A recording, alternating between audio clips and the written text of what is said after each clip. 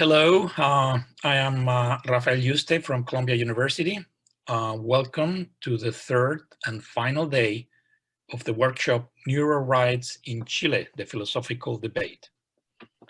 Today we have the closing session, and we're going to be discussing the issues related to the interface of neurorights with the Universal Declaration of Human Rights, and also with the potentially with the new Constitution of Chile. We have 4 lawyers, each expert in one particular aspect of this larger problem. And they're all going to be speaking for 10 minutes, and then hopefully we'll have time for a nice discussion among all of us. So without further ado, let's get started. Our first speaker is Ciro Corombara. He's a founding partner of Rivadeneira Colombara Segers law firm. He's a pioneer lawyer in terms of human rights. He's responsible for many now historic lawsuits, including the opening of the Rapa Nui rights.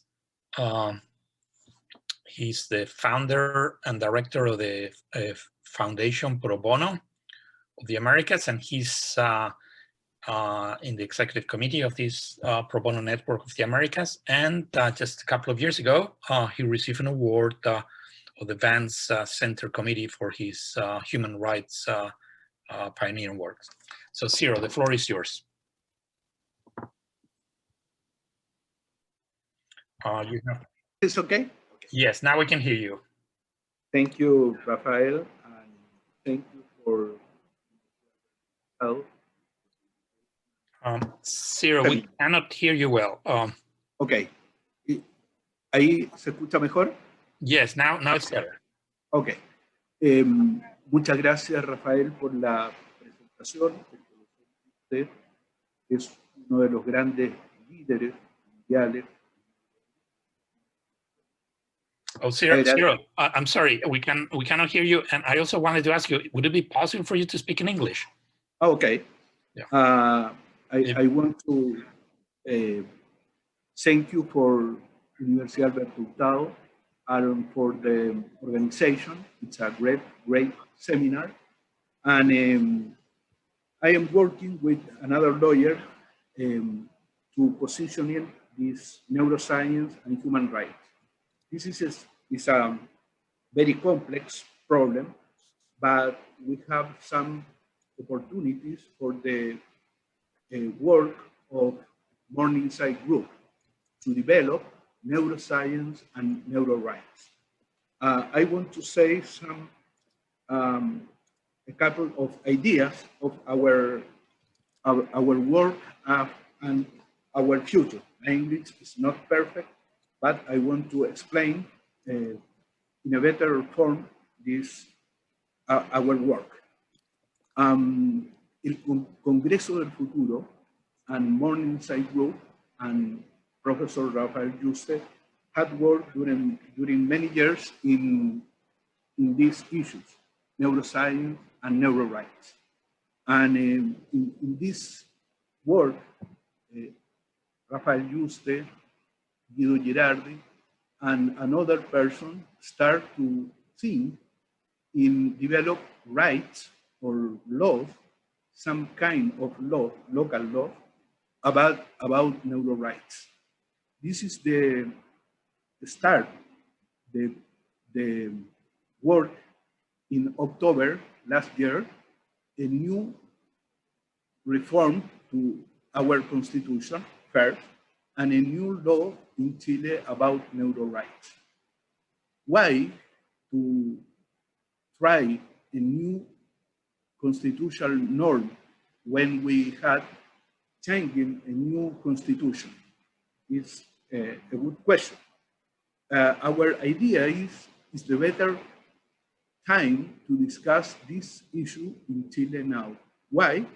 Because we have a very big constitutional discussion about all of issues, our structures, our rights, our duties, and in this sense, discuss about neurorights is a good moment for us.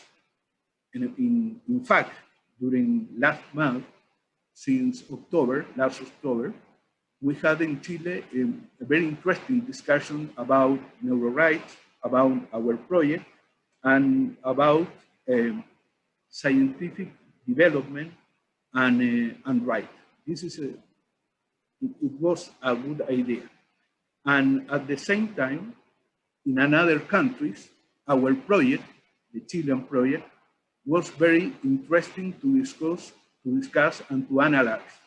A couple of months ago, we can expose about this project, our Chilean project, in International Neuroethics Society meeting in last October. And I know in different countries, the people is discussing about this.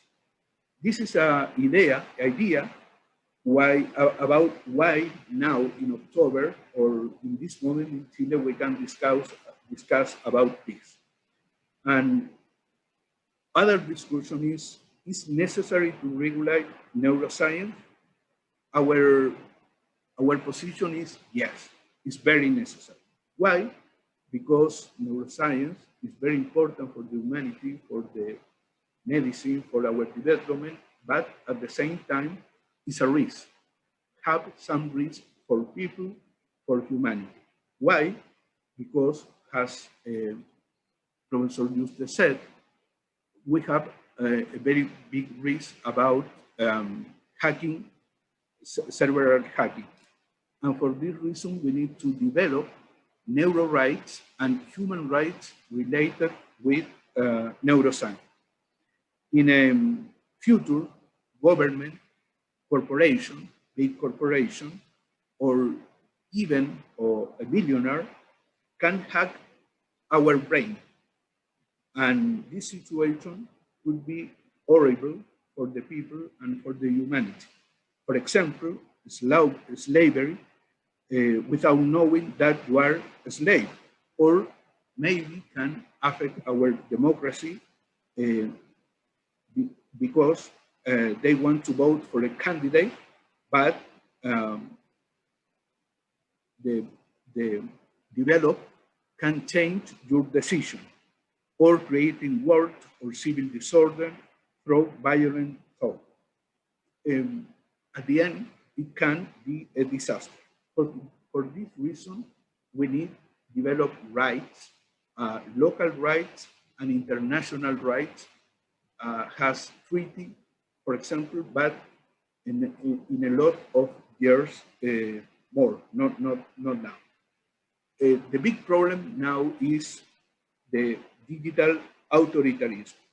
And we have no doubt that brain hacking can be very important for this problem, for develop authoritarianism in our democracy. For this reason, internet control, face recognition, or even neuroscience have many risks for our society. Other argument, other point is with the COVID period, all the peoples, all countries have restrictions for our liberties as citizens, have experimented restriction in their rights. And we have another risk, and for this reason, we need to develop rights. What is the point now?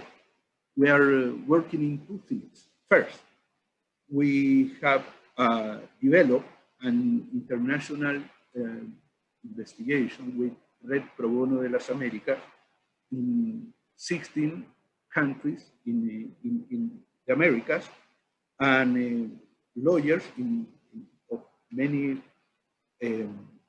law firms had worked in this investigation, in this work. And the preliminary result of the investigation are the following. In 14 countries. Now countries has regulation about neuro rights. 2, most of them have special laws about personal data that include sensitive data. 3, most of the countries consider that neurodata should be included within the realms of sensitive data. 4, most of the countries consider that it is necessary to come with special law to protect neuroscience development. And 5, everyone considers that there should be international law or convention about neuro rights. Then, obviously, we need to work at the local level, for example, with the project in last October in Chile, to reform the constitution and create a new law about neuro rights. At the same time, we need to work in international regulation about neuro rights. In this sense, and I can say for now, if Professor Yuste allow me, a couple of ideas. We are working in an Inter-American system, an OIS, to develop, or we are thinking to develop, I don't know the expression in English, leyes modelo, a kind of law or the soft law that is not mandatory to every country and not to OIS, but at the end is a model, this is the name, about how the countries need to regulate some special field, in this case, neuroscience. In our opinion, is the first step to develop a new international regulation about neuro rights with a human rights vision. And in the next month, in the General Assembly of OIS, and working with Comité Jurídico Interamericano, I don't know purely the translation, we can advance in an international regulation, at least in an Inter-American level, about neuro rights. This is our commitment, this is our work, and probably we will have some news in the next month. Thanks. Excellent, Ciro. And you ended right on time. Really appreciate it. So with this, after Ciro, we're going to hear Eduardo Aldunate. So now we're switching to constitutional law. Aldunate is a professor of constitutional law at the Pontificio Catholic University in Valparaiso. He has a PhD in law from the University of Saarland in Germany, and he was the director of the Judicial Academy of Chile between 2011 and 2018. Eduardo, the floor is yours. Thank you. Thank you, Rafael, and thank you for the invitation to the organizers. I think I was reviewing all the presentations after 2 days. Perhaps it's not much left to say. I very much agree of the need of regulation, neuro rights, and the possibility of doing it in the current constitution in Chile, or perhaps in a new constitution. And there is a need to enshrine the neuro rights regulation in a suitable frame from the technical point of view. But I must confess that the idea of a philosophical debate was a temptation too great for me to resist. So perhaps I'm not explaining some more technical issues of this regulation. We had a discussion, I think it was in January in the Senate with Rafael and about the new bill that is in process, no? But I have heard arguments from the biological, ethical, technological point of view, even legal points of view, But I would like to point out some ideas I would call in a presumptuous way, a more anthropological point of view, starting from a difference between science and science fiction.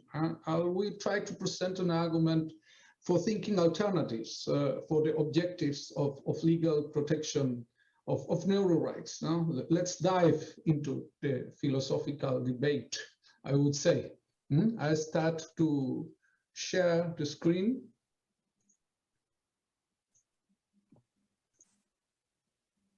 Yes, we can see your screen, Eduardo. Perfect. Yeah. Okay.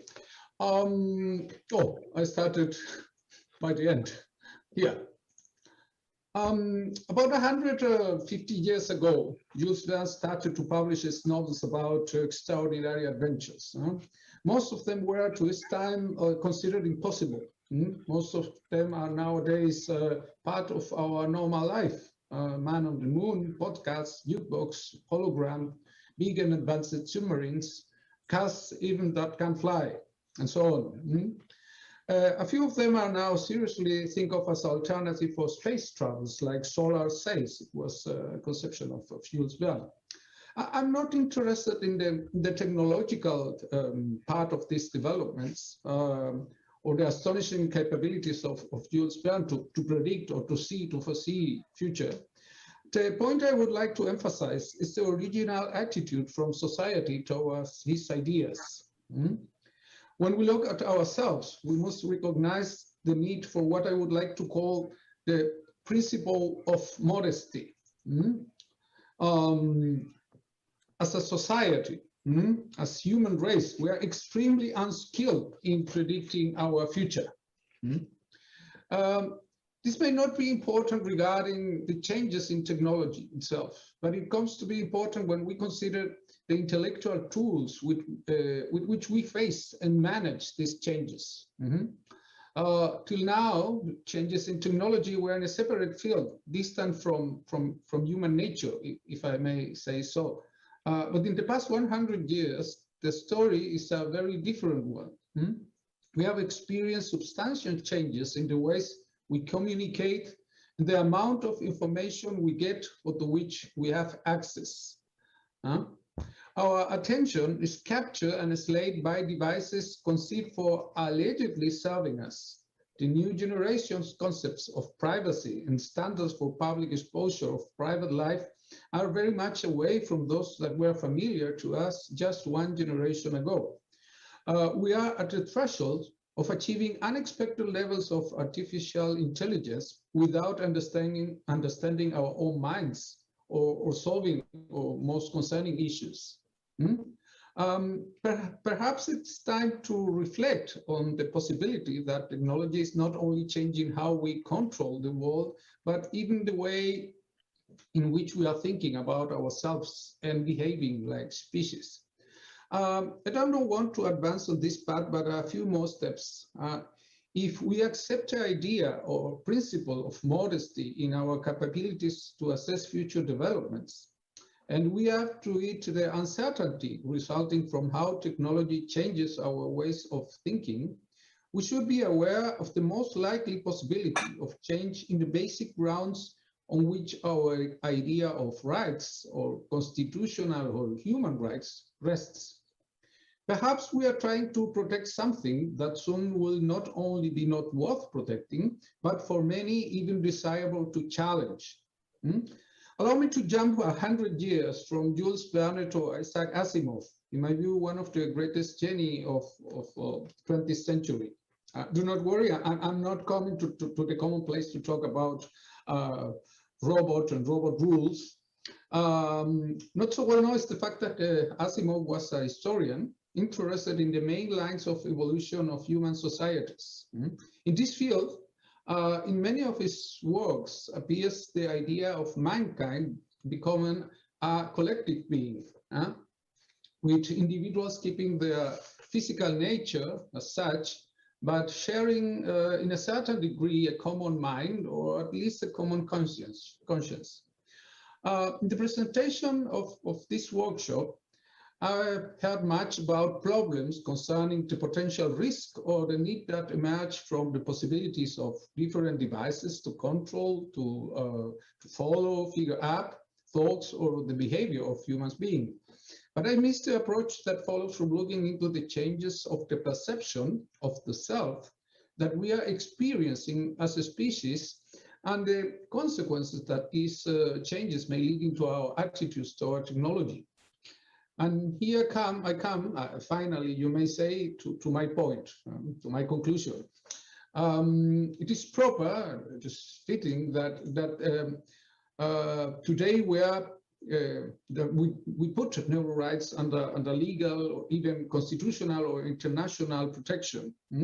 But we should not neglect the need to consider that in the future, perhaps not so far in time, the dispute will turn precisely into the opposite way. That it's with groups or even political movements inspired by transhumanism, striving to achieve the right to an interface, human-machine interface, I mean. From this perspective, the discussion of neural rights or about neural rights open to new landscapes. The function can move from protecting uniqueness and privacy to allow that this protection is what we are considering now, but it can move to allow the peaceful coexistence of Homo sapiens and Homo cyborg. Of course, it sounds now like science fiction, but that's why I expose this unpredictability or principle of modesty.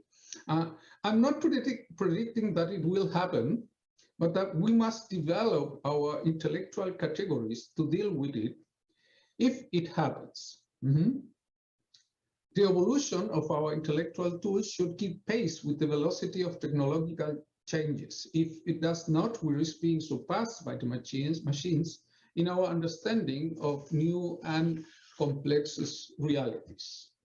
That's my point, and to open our minds to consider exact or perhaps the possibility of exact the opposite as we are striving today with the protection of neural rights, and to look into society in changes in order to have the tools for the discussion that may come in the future.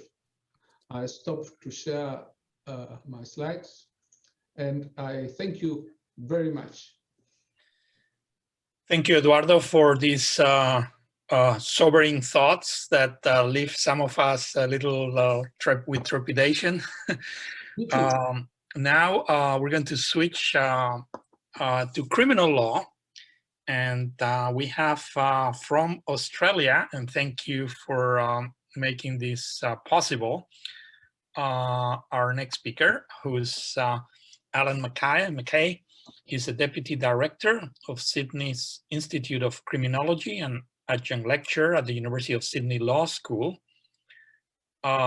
He's interested in the intersection of neuroscience and ethics and criminal law, and we're just delighted to have you here. Alan, the floor is yours. Thanks very much. Thank you, and thanks for the invitation to all of the organizers. I'm very happy to be here. I think perhaps that there might be a slight connection with Eduardo's talk, because in my talk, there's a little bit of an emphasis on imagination and maybe even touching on science fiction. But I'm going to share my screen now. We can see it. Perfect. Okay. Okay. So I'm going to look at the question of what criminal law theorists can bring to debates about neuro rights. So I'm going to approach it from the topic from my own perspective. And so this session, should neuro rights serve as a stepping stone for a new international declaration of human rights, So we might consider to what extent is the international human rights system, is it in need of supplementation, modification as a result of advance in neurotechnology? And we might ask, should it follow the lead that seems to be emerging in Chile in terms of creating new rights, or pursue a modified or even somewhat different approach? So in this talk, I'm not going to try and answer these important questions, but I'm just going to consider one particular question, and I'm going to consider what role criminal law theorists might have. And by that, I mean criminal law scholars, doctrinal scholars, philosophers of the criminal law, and maybe more sociologically minded criminologists. So what role can these people, I'll just refer to them as criminal law theorists collectively. I'm just going to focus on one role that they might have, but there may well be others that I don't mention. So I'm going to claim that criminal law theorists can hopefully make a useful contribution and add some value to debates about neurorights by working with scientists to create plausible hypothetical scenarios from which to consider the adequacy of human rights protection and the merits of adding new rights to those that are currently recognized. So what I suggest is we can, we criminal law theorists can help to create specific scenarios that can be used to kind of test the approaches to neurorights that have been put forward by, that are under consideration in Chile and other theorists have considered. So what I think is needed to consider the novel neurorights is some hypothetical scenarios that are both scientifically plausible and legally plausible. Before going into that, I might just note that, of course, and this might be something that Eduardo's talk raised, the social changes brought about by neurotechnology might ultimately be so disruptive as to make a kind of break from the past for criminal law. So that's a possible ultimate trajectory. But I think my time frames is a bit of a shorter time frame, and what I would suggest is that in the short to medium term, the criminal law's responses to neurotechnology is likely to be shaped by the current shape of the criminal law and trends in criminal law that are currently in existence. So initially it won't break with the past, but maybe ultimately it will. So criminal law theorists, of course, are familiar with the shape of the criminal law and current trends. And so while scientists are needed to create scenarios that are like Rafael are needed to create scenarios that are scientifically plausible, I think we can help by creating scenarios that are legally plausible. And that these plausible scenarios are needed to evaluate debates about the creation of and further expansion of neurorights into the international system. They kind of test approaches to claims about neurorights. So why consider neurorights in the context of criminal law? So one reason to think about the criminal law in the context of neurorights is of course, criminal law has been used to engage in horrible abuses of human rights. So, you know, if we think about how might criminal law systems employ neurotechnologies, well, they might use them to surveil people in a way that is inconsistent with human rights, or even use them in a way that is punitive, in a form of punishment that just amounts to torture. On a more optimistic note, the criminal law might have a role in preventing serious human rights abuses, perhaps by criminalizing certain forms of reading from the brain, sort of intrusions to privacy, and criminalizing certain forms of non-consensual writing to the brain that present threats to mental integrity. Okay, just with that background in mind, so I'll now consider a couple of trends that I think might, you know, could be relevant to debates about neuroscience and human rights protections. So one trend is what's known as community supervision. A lot of jurisdictions around the world that have started to incarcerate more and more people over the years have realized that this is really all very economically very expensive, and there's a, you know, in a number of jurisdictions there's a serious consideration of trying to use more community-based sentencing rather than jail, and this is has also been combined by a kind of surveillance trend of electronic monitoring, where offenders in the community their positions are monitored by GPS systems by way of ankle bracelets.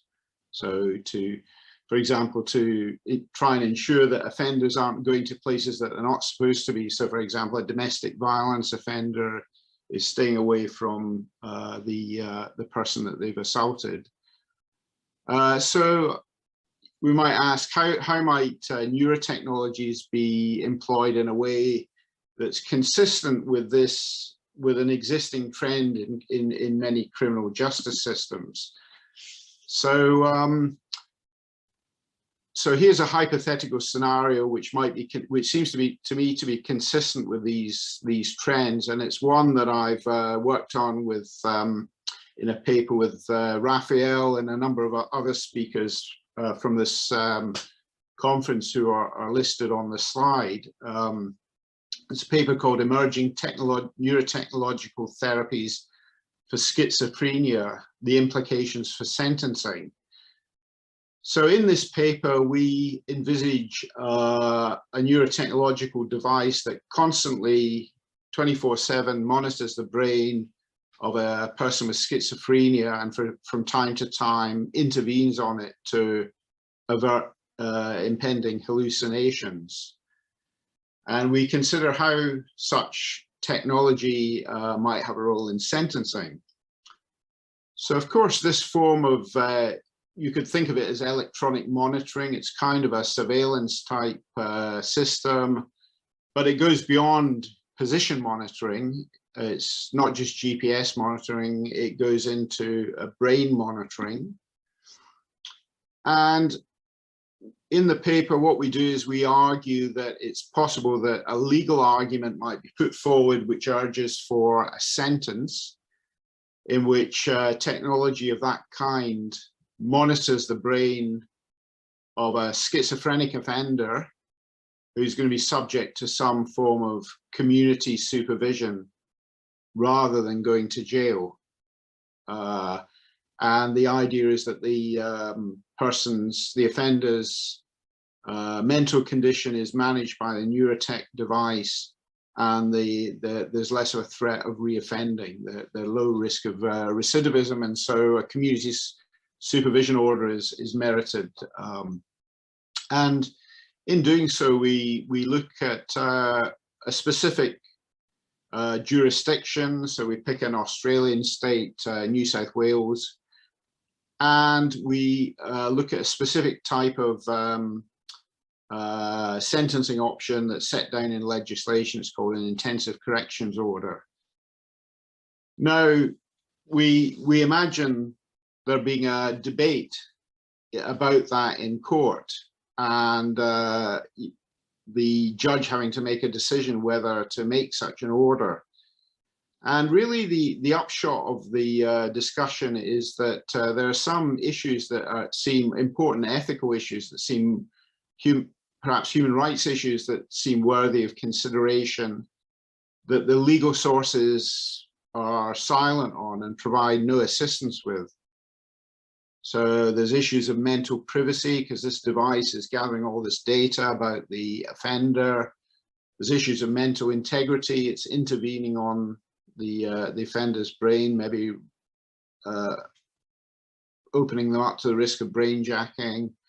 And there's issues of personal identity in the self. So, of course, these issues are issues that are familiar to us from this conference.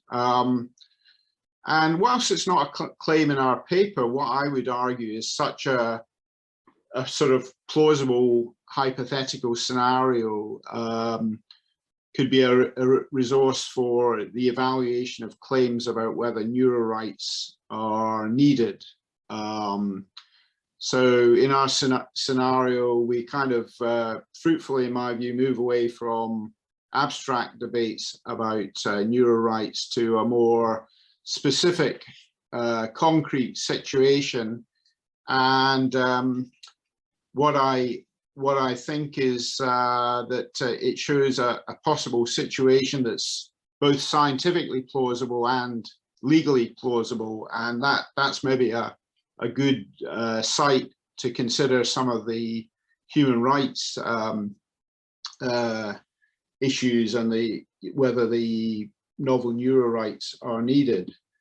So just to conclude, and this is where I sort of touch on science fiction. So of course raised hypothetical scenarios that raise human rights issues and alerts us to the possibility that neurotechnology, or alerts people who are not working in the area to the possibility that neurotechnologies might pose threats to human rights. Sometimes the science fiction is informed by consultation with science, and as our kind of, I see us at this conference as being in some way engaged in a human rights project, which is anticipatory insofar as we're looking to the future. We need scientists to tell us what, or to give us some help in deciding what trouble might be coming and what new rights might be needed. But we can imagine hypothetical scenarios that are legally plausible by involving criminal law theorists. And then in our paper, we've also got a significant ethical reflection on the criminal law. And we gain more by including ethicists, and we gain even more by getting some human rights lawyers involved. And so the conclusion is that one way that the criminal law can usefully be involved is that criminal law theorists, so criminologists, criminal law doctrinal scholars, philosophers of criminal law, the way we can usefully involved is being part of interdisciplinary teams that create plausible hypotheticals that are useful in advancing debates about the merits of novel neurorights. So thanks very much. Thank you. Thank you, Alan. Yeah. Thank you for this very interesting talk. So now we move to the last speaker of the panel, and we're privileged to have Jared Genser. Jared is an international human rights lawyer. He wears many hats. He's the managing director of the Perseus Strategies law firm. He's also a special advisor on the responsibility to protect to the Organization of American States, so he knows a thing or two about Latin America as well. And he's also an adjunct professor of law at Georgetown University Law Center. Now, Jared has a very prominent career defending high-profile international human rights cases, and because of his leadership, he's been a recipient of several awards, including the American Bar Association International Human Rights Award, and recently he received the Eliasson Award for Global Leadership from the Thalberg Foundation. Jared, we're delighted that you're here, and the floor is yours. Well, thanks so much, Rafa. And Rafa is actually a previous recipient of the Eliasson Award. I was honored to follow in his footsteps. Well, thank you everyone for being here this morning. Already this has been, of course, an interesting set of discussions. And of course, as Rafa noted at the outset, the panel was put together so that all of us would have different perspectives to bring to the table. And so my perspective is as an international human rights lawyer working primarily with the United Nations. And we all know that neurotechnology has the potential to improve the human condition and advance our species. But because of how transformative it is, it also raises fundamental human rights challenges that were never really envisioned by today's international human rights treaties. And this is why, as has been discussed throughout the conference, today's era calls for a novel new protection framework, which has been dubbed Neurorights. The pace of neurotechnology innovation has also underscored the need for guardrails in the form of principles and policies, technology safeguards, and national and international regulations to protect human rights. And hypothetical scenarios that previously seemed impossible or science fiction are conceivable today. For example, if members of a country's political leadership were captured, it might not be in the too far distant future, the kidnappers could access brain data containing classified information, creating an immediate national security crisis. You already can see that it's possible that a hiring algorithm could discriminate against a prospective employee at a company because brain data was misinterpreted. And algorithms that are capable of developing biases that mimic human behavior, such as race and gender, could also be very plausible. And each of these scenarios highlights a difficult and different ethical quandary posed by neurotechnology, which could either be intentionally or accidentally abused by its users.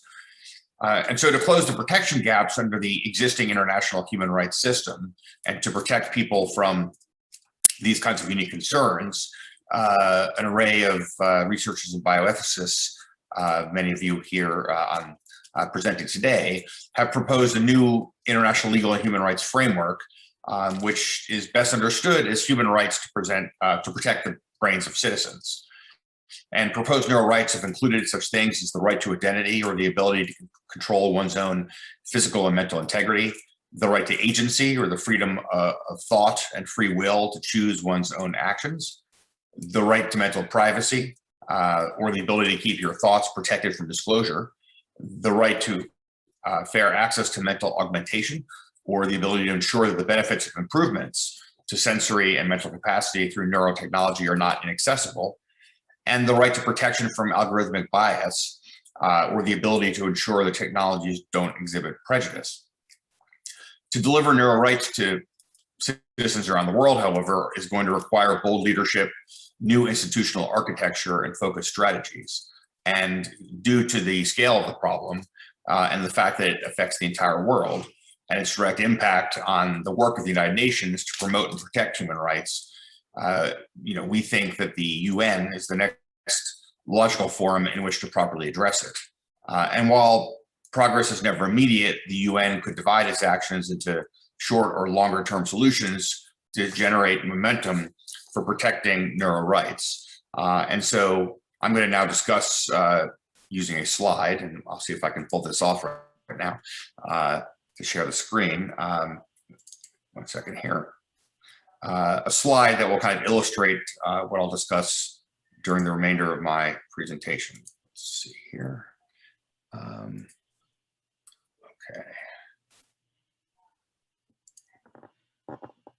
And we can see your slide. Could you put it in full screen mode? Yeah, I can do that right there you now. go. Perfect. That's Yeah. good enough. Yeah, that seems. Oh yeah, I can put it in full screen. Hold on. Yeah, that would be better. Yeah.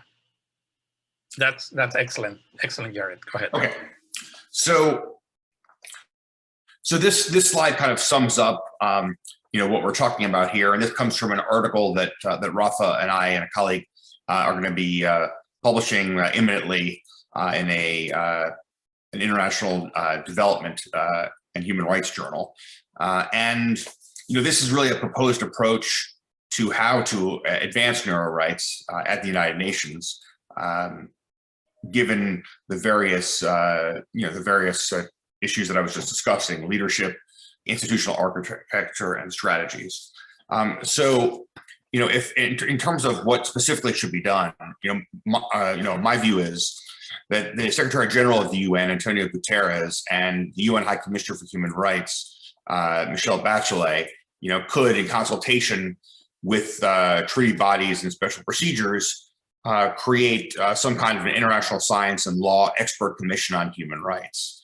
And the commission could comprise both lawyers and international human rights experts, and draw from both neuroscience and neuroethics expertise. The commission itself could draw from members from academia, the private sector, and civil society. And it can also, especially focus on defining what neuro rights are through an exchange of scientific knowledge and the application and development of human rights law. In addition, both these UN officials could appoint highly qualified experts to serve as special advisors on neuro rights. And these advisors could identify the best regulatory practices around the world and investigate alleged misuses of neurotechnology and remain apprised of the latest scientific research. And these advisors will also collaborate with treaty bodies and special procedures of the UN to facilitate the long-term development of a framework for protecting neuro rights, like a regulatory framework for technology and even possibly a new treaty on neuro rights itself. Lastly, on a more short-term basis, both the neuro rights advisors and this commission that I've just mentioned could hold regular consultations with key countries which have advanced neurotechnology or artificial intelligence research programs, like the US, the UK, Canada, Australia, Russia, China, Japan, South Korea, of course, Chile, and applicable members of the EU. The advisors in the commission would want to encourage frequent dialogue outside of the UN as well. On a more long-term basis, there needs to be both a framework for the protection and promotion of neuro rights and a mechanism for monitoring the country's activities on neurotechnology. So some of the things that might be done to advance that kind of broader and longer-term agenda is that the UN General Assembly, the UN Human Rights Council, or other relevant bodies could either create a new treaty or propose a protocol of additions to existing treaties to incorporate neuro rights. This measure would ensure that there are specific treaty bodies capable of further defining neuro rights under international law. Second, the UN Human Rights Council and its special procedures should encourage the existing treaty bodies, like the UN Committee Against Torture and the Human Rights Committee, to adopt general comments on neuro rights. And these general comments may interpret provisions in existing treaties as applying to neurotechnology, or they may interpret the scope of individual neuro rights. In addition, the Human Rights Council could appoint a special rapporteur on the impact of neurotechnology on human rights. And that special rapporteur would be in a position to travel to specific countries, monitor progress or violations of neuro rights, and publish their findings. Lastly, the UN could consider creating a specialized agency to coordinate global neuro rights activities and to help codify neuro rights into an international human rights treaty. The technological challenges facing our world today are wholly unprecedented, and the rapid development of neurotechnology is occurring in a vacuum of regulation in nearly every country and international organization. Even though sovereign states will ultimately create their own laws to address neurotechnology, as this is an issue that squarely impinges on human rights, It's our view that the UN should forge a path for them by setting global standards for protection of neural rights. Now, while considering the diverse challenges neurotechnology poses for humanity, many will feel daunted by how many ways neurotechnology can infringe on human rights. But effective multilateral cooperation could cause the law to evolve and serve all countries in a technologically shifting world.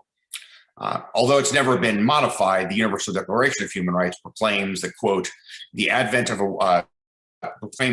world in which human beings shall enjoy freedom of speech and belief and freedom from fear and want, and that's been proclaimed as the highest aspiration of the common people. The advent of neurotechnology, with its transformative and yet potentially unsettling consequences, is upon us, and the law has to promote and evolve. The law must evolve to promote a world where technological advancements do not endanger the rights that the international community has long fought to protect. Although many human rights instruments and treaty bodies already exist, they never envisioned the world in which we live today. And the UN is already far behind and cannot afford to not take action in the face of this profoundly transformational technology. It must act with urgency to bolster human rights protections through the incorporation of neuro rights into the human rights protection system. And although this is a challenging endeavor, it will enable people around the world to harness neurotechnology's full potential. Thank you very much. Excellent, Jared. Actually, I have to tell you, very impressed with the four of you. You finish exactly on time. These lawyers, you have a lot of practice speaking in front of the judge, I presume. Anyway, what a pleasure. So I wanted now to switch to the debate part of the session, and I wanted to ask all of the panelists to turn on their mics. Now we're going to have an open debate between the five of us. And I also wanted to encourage all of our viewers to send in questions, and they can send them either in Spanish or in English or in any language they want. We'll figure it out. You can post your question if you're watching this through YouTube. Just post it in the YouTube chat that's next to the right of the screen where the meeting is being broadcast, and we're monitoring that chat. So whatever you write in there will be read by us, and we will be able to bring some of your questions to the panel. So, so actually, let me just get started. I'm going to ask a question just to get the ball rolling, and this is an open question for the four of you. Now, in this 3 days of symposium, we've heard scientists, we've heard philosophers, we've heard bioethicists, we heard all kinds of different opinions. But, you know, I have to tell you, as a scientist and an academic, sometimes we may be good at coming up with ideas, but we're definitely not very often, we're far from the real world. No? And now I would say it's you guys, the lawyers, who can bring all of this to practice, no? And you can tell us what things can be done and what things cannot be done. No? So I wanted to ask you, from a practical point of view, if you had to choose one thing to promote this topic, awareness, or for practical changes in the world from the point of view of the law. Each of you has a different approach, a different angle, but what would you choose? And I realized just listening to Jared, this last slide, he showed that there could be some short-term things you could do or long-term things you could do. But so why don't you just maybe choose two things, one short-term or one long-term? And you can only choose these two things. You cannot tell us like 20, and they have to be practical advice, just from someone who knows the law and understands this problem. What are the ways in which you think progress can be done? And then we can also discuss what ways are not realistic. So anyway, so that's my question for you. So whoever wants to jump in, you're welcome.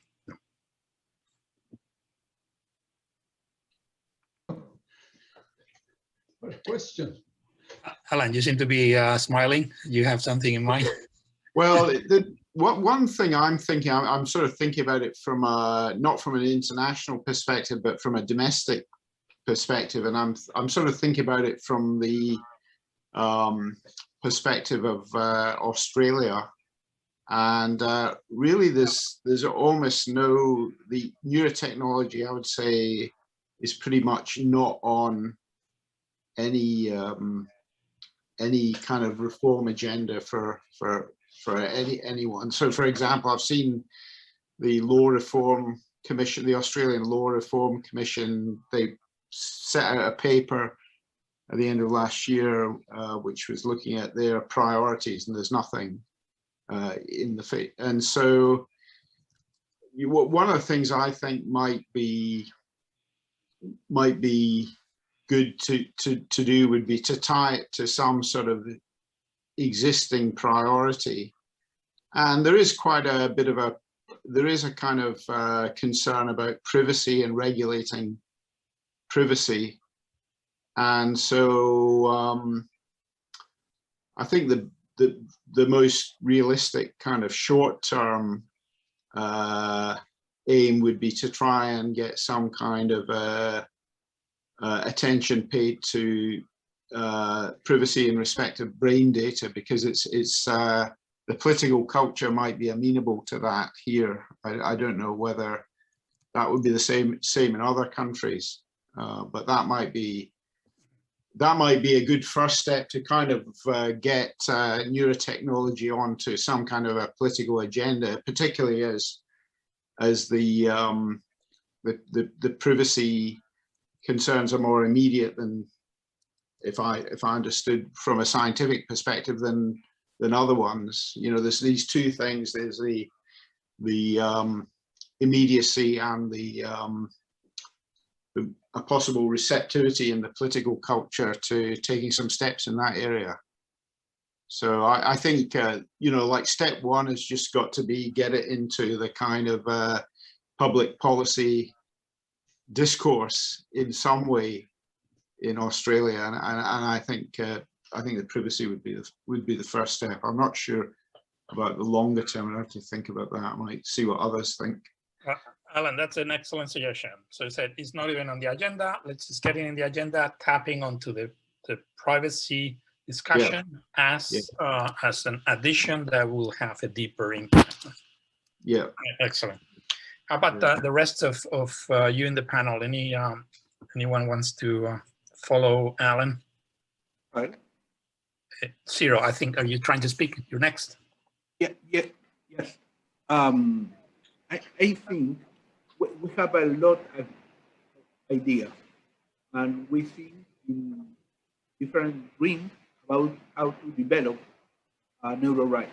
But in my opinion, the first step, and most important step, is change the Chilean constitution. Because if we can do it, we can have a very important precedent or statement or model to develop in another country. The proposition in constitutional reform is very important because it's developed for you and another expert, international expert. And in this sense, I think it's the first step. Could I read the? Yes, absolutely. Go ahead and read. Because we're talking a lot about our project, but we need to read the Constitution. We want to. Chilean Constitution said the physical and psychological integrity allows people to fully enjoy their individual identity and their freedom. No authority or individual may, through any technological mechanism, increase, decrease, or distort such individual integrity without due consent. Only the law may establish the requirement to limit this right, and the requirement that must comply the consent in this case. If we can modify the Chilean Constitution with this article, I think we can make a first step to international legal modified in neurorights, because in my opinion, it's urgent, it's very important, and it's our priority. Thank you, Ciro. Rafael. Eduardo, you want to go next? Go for it. Yeah. I would say what a piece of a question, Rafael. I would say I need 2 or 3 days perhaps to give you a reasonable answer. You know, the Romans used to have this option in a debate to say non-liquid. I cannot see it clear. I agree with Alan and with Ciro. It's important to get a place in the agenda, and obviously to have it in a constitutional level is a way, a very strong way to put it in the agenda. From the legal point of view, I would say it is important because, at least for me, it's not clear. It is important to clear out the responsibility issues that are concerned with neurorights. So who is responsible in legal terms?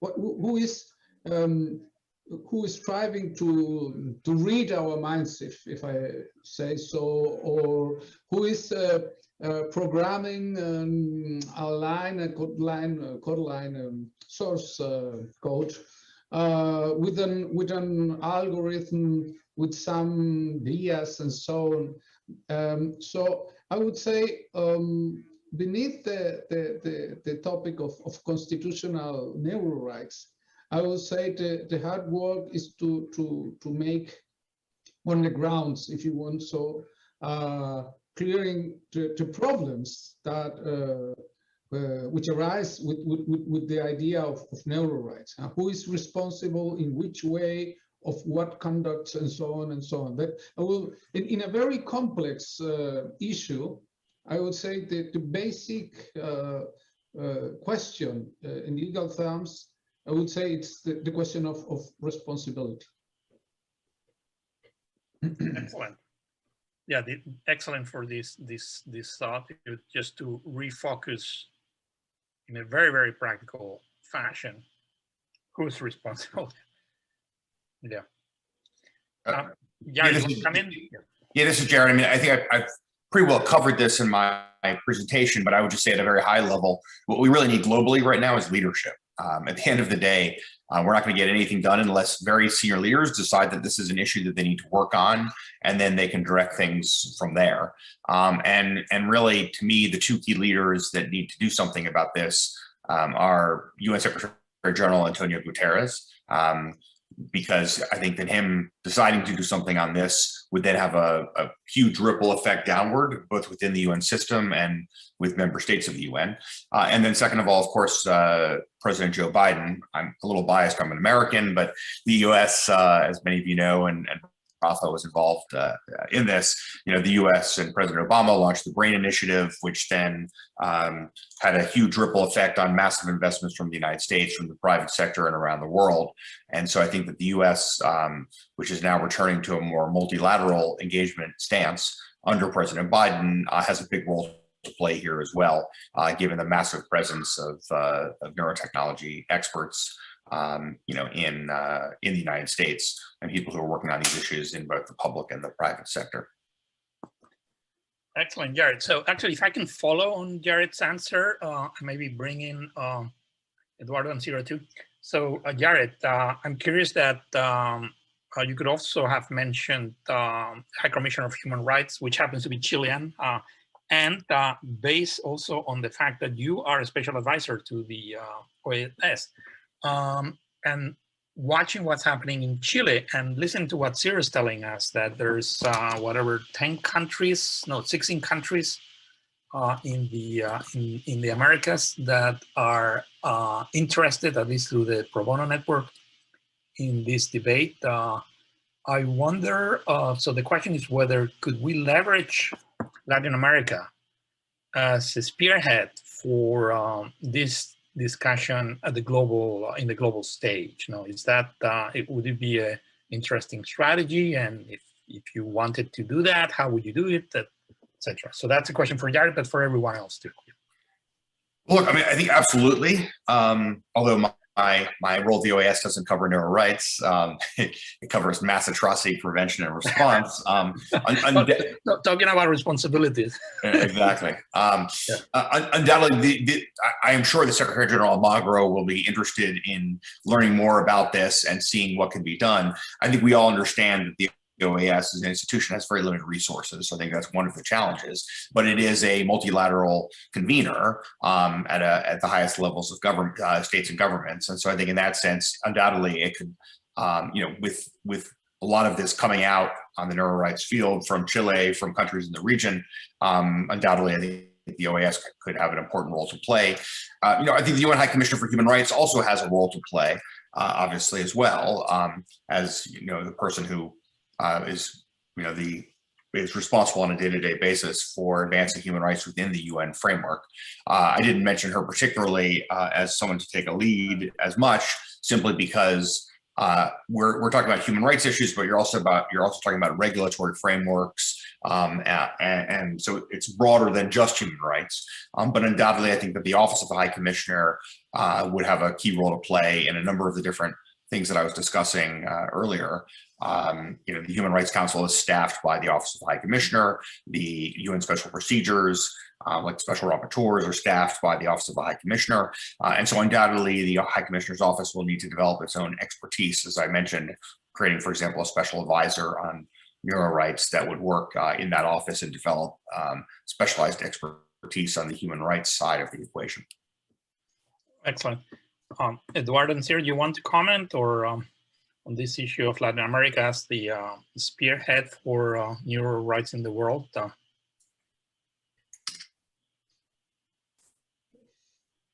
I'll say, of course, we in the way that we are more in these times more open to some changes. For instance, it's like the moment in Chile, no? If we are open for some changes, of course, there's an open possibility to take the lead or to take the challenge. Perhaps we have less prejudice. I don't know. It's a complex issue, but at least I would say with the discussion we had in Chile in the last month, I would say it's a sign that countries in Latin America, perhaps not only in Chile, are willing to face these new topics, no? Neuro rights. Actually, correct me if I'm wrong, but wasn't Latin America the leader, the global leader in terms of the international UN regulation for disappeared? I thought that was something that started locally in Latin America, and then it became, it was sponsored by the UN, became global. No? So it wouldn't be the first time, if this is true, it wouldn't be the first time that Latin America has actually a leadership role in the arena of human rights. No? I would add not only this, but the American Declaration of Human Rights is I think by 10 days before, earlier than the one of the universal of the United Nations, of the Universal Declaration. So we have a record in this area. Excellent. I think also because there are now legal developments in Chile, I've noticed lawyers in Australia, you know, if I talk to lawyers about neurotechnology, they take it a bit more seriously now, because now there's some legal response to this. It's not just an ethical issue. It's not just a philosophical issue now. It's now a legal issue, and it's sort of it's got this impact of you know, sort of making it more relevant to the interests of lawyers in other parts of the world. That's my sense. Cyril, I think you wanted to say something. Sorry, we cut you off. Yes, so one idea. I am thinking in another issue, access of information right. Access of information right. So another. We cannot hear you. I'm sorry.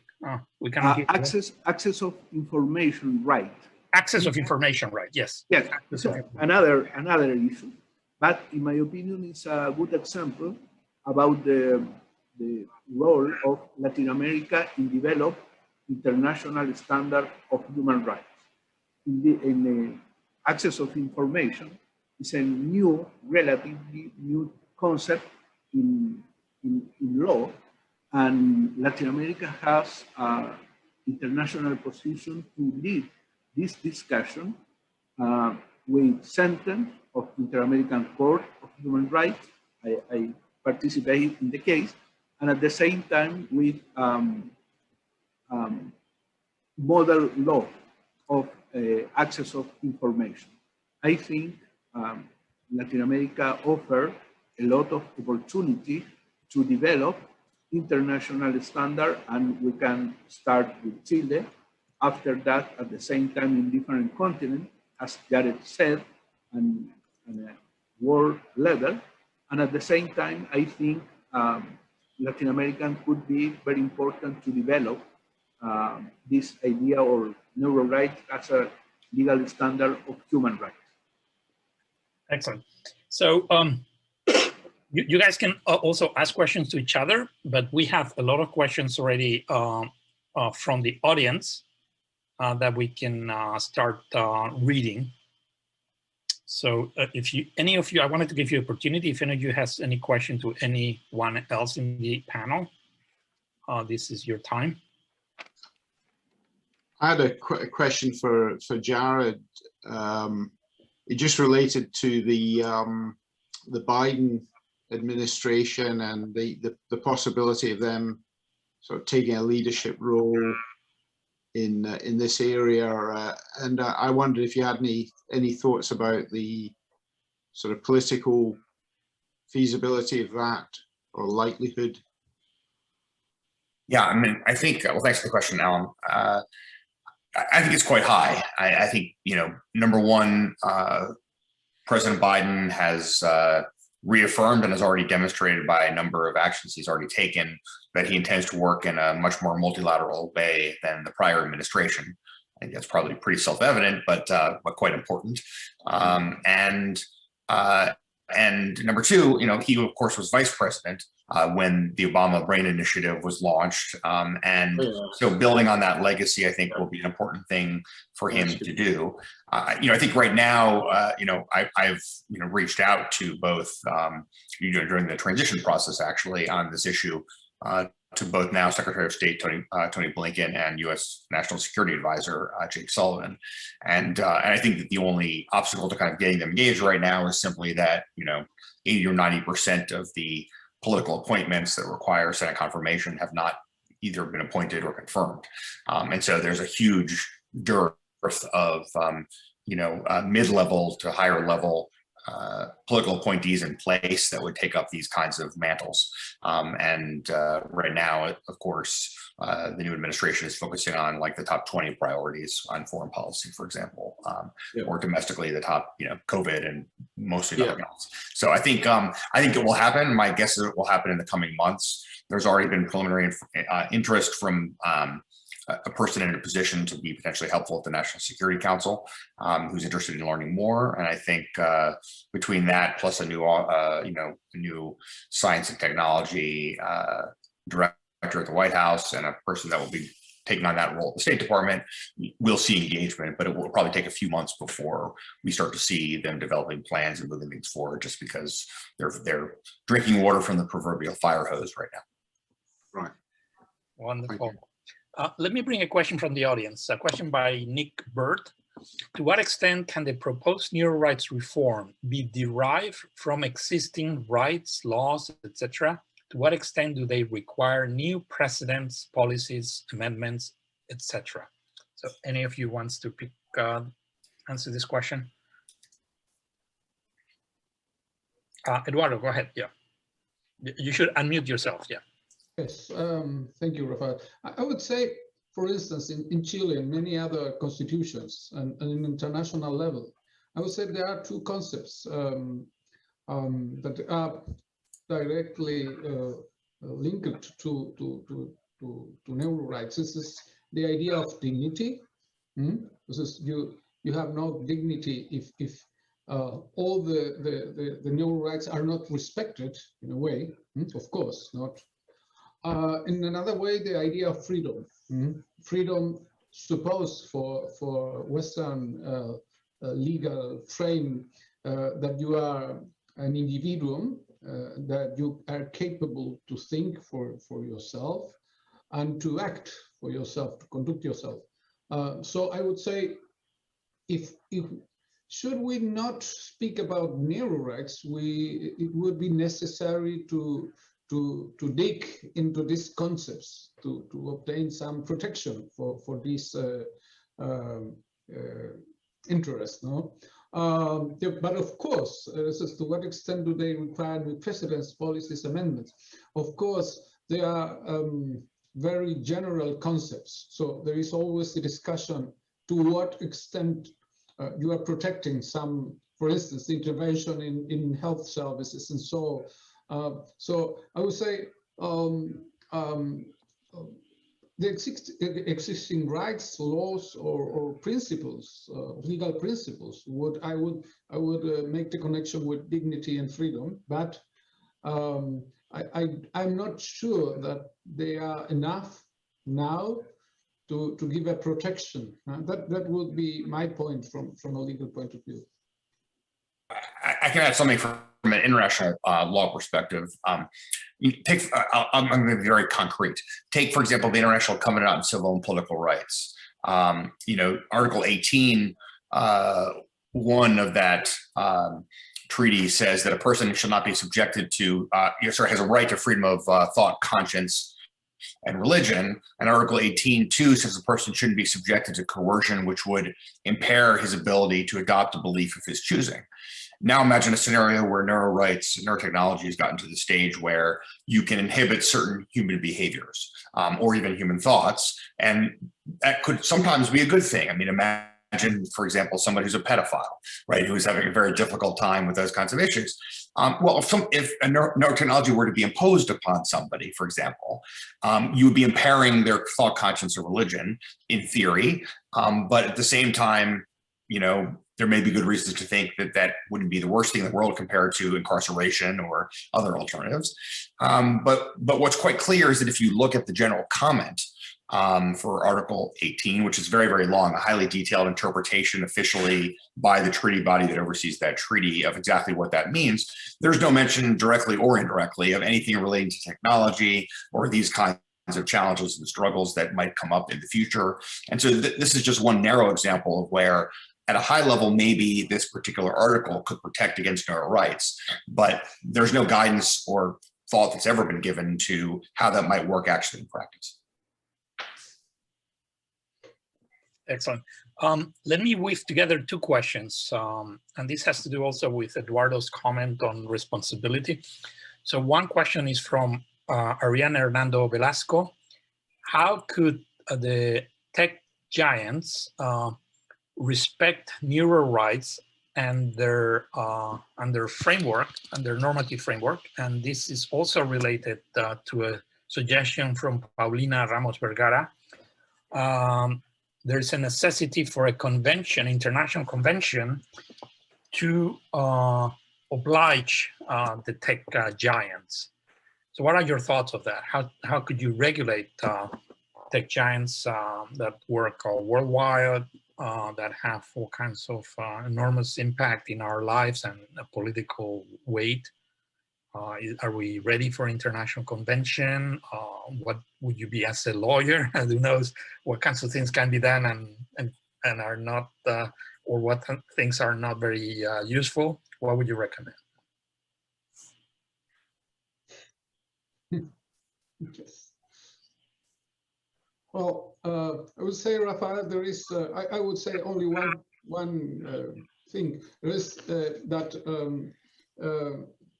concerning jurisdiction. I think you must think global today, because it's not in the past like in the past that an enterprise was for instance, in the United States or in France. We now need clear rules about jurisdiction worldwide. And this is the point, because if not, you're changing the place in which you have to your main how do you call it in English? Oficina principal. This is your head office. Yeah, your main office. So so I would say there is a need for international regulation if you want to face the problem of giant techs and so on. Because the first problem you will find is the problem of jurisdiction. But could you just call a convention and make it work, or it's probably more complicated than that?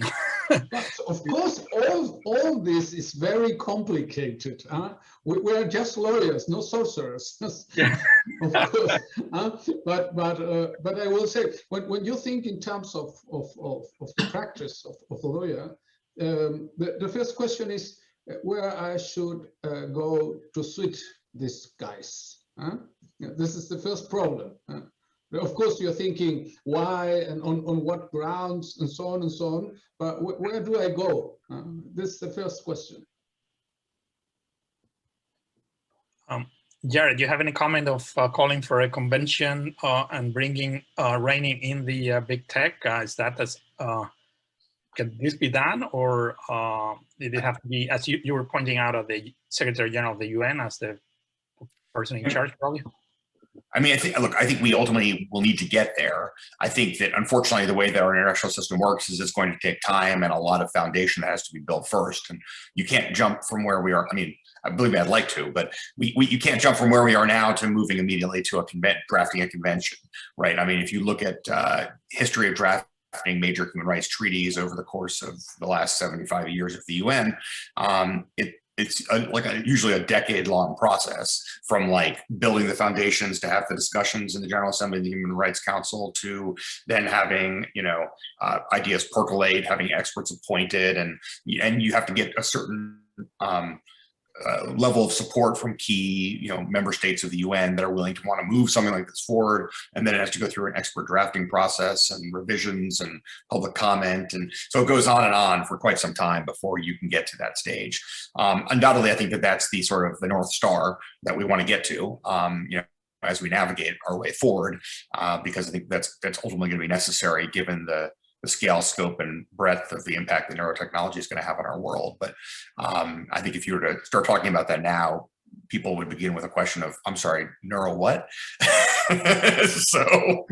So that's not a person who's going to immediately respond by saying, oh, let's have a treaty on this. So, I think, and even I, for myself, who, am an expert at international human rights and who's only gotten to know Rafa in the last year, have been on not only the vertical part of the learning curve, but I feel like I'm on a rocket ship going straight up. So it takes time to absorb all this, and it's going to take time to kind of work this through the system. This is why senior leadership can have a big impact. If, for example, Secretary General Guterres were to do a high-level panel on technology, neurotechnology and human rights, it would again have a huge accelerating effect on these kinds of efforts. So I'm not saying it will take 10 years. I'm just saying that that's sort of the average that one has seen, and I think that the current developments are sufficiently worrying, in terms of what the downsides might be of neurotechnology. If human rights standards are not adhered to, that perhaps we can create a greater sense of urgency to do something on this, as compared to, for example, developing a convention on torture or a convention on, as is being done right now, it's been going on for almost a decade, a new convention on, on crimes against humanity. This is not just an abstract discussion here. It's a very practical discussion grounded in real world developments, which hopefully could create a sense of urgency that you might not have seen for some of these other treaties. Thank you, Jared. Actually, following up on this, and there's a question that relates to these thoughts that you were having in terms of bringing human rights to reality, to fruition. And many people, so this is a question from Christian Sott, and the spirit of the question, I'm not going to read the whole question, but the spirit is that, and this is a concern that I heard from many people, particularly in Chile, like, why are we bothering with new human rights if we cannot even get our act together with the existing human rights, since we live in a world with widespread human rights abuse, and the four of you have direct experience in terms of legal cases in this area. So how would you answer the question from people that are a little bit more desperate, like, it's good to talk about your rights, but hey, I mean, look at the social problems we have now all over the world, in Chile, in other countries. So what would you answer?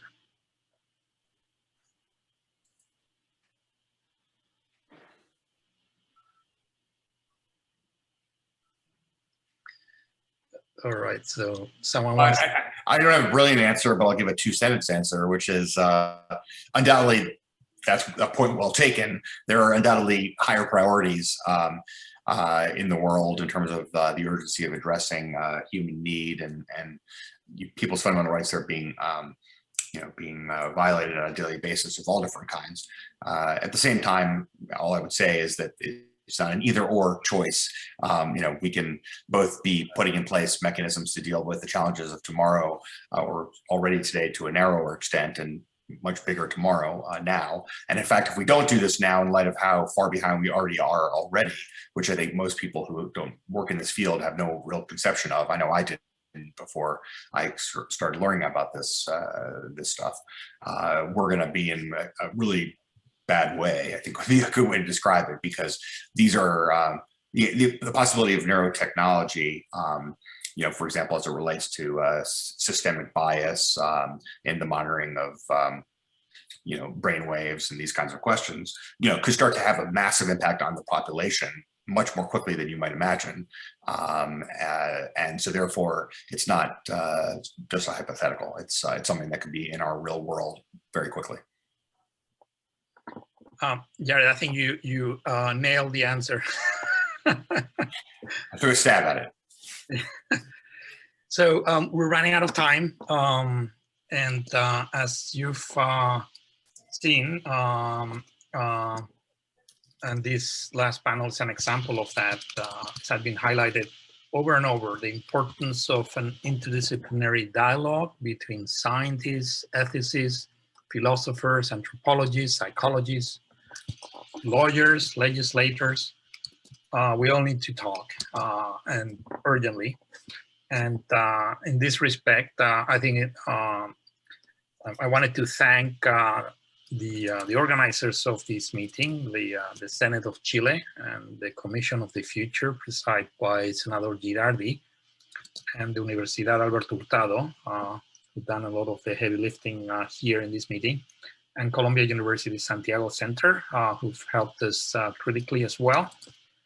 And as you've heard from these last 3 days, we are at a historical moment. What's going on in the Senate of Chile with the neuro-protection law and the constitutional amendment is a pioneering effort to provide legislative protection for a new set of human rights. No?